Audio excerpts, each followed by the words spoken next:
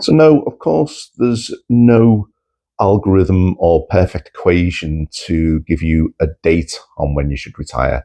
There's so many different things that will influence that.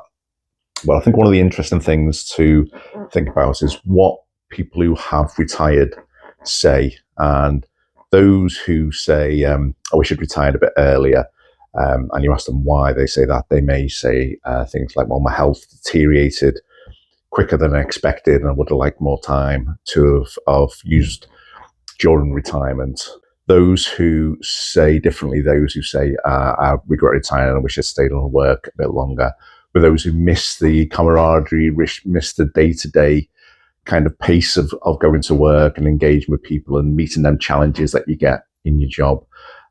So if there are two things from people in either camp of people who regret it, retiring not early enough or too late, then you need to think about whether any of these things are likely to come true for you.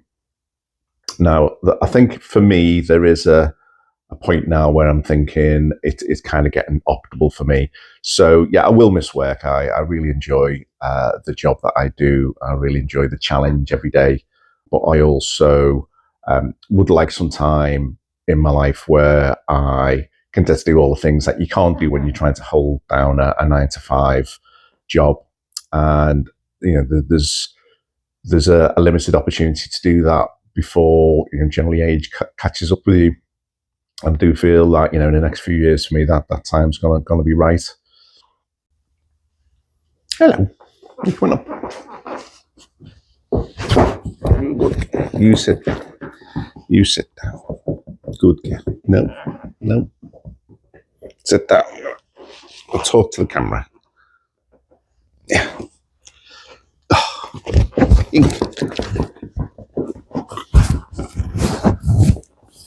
I'm just talking to the camera. You settle there. Say hello.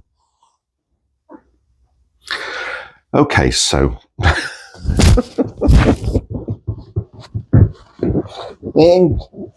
me talk to the camera.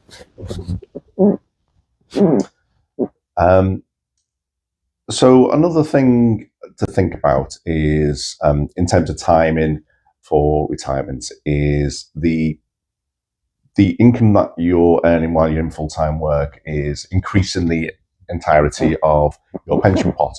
And also the fact that you're not retired means you're not withdrawing on that, so it's growing. So one of the things everyone needs to consider is how much is enough in terms of putting your pot together.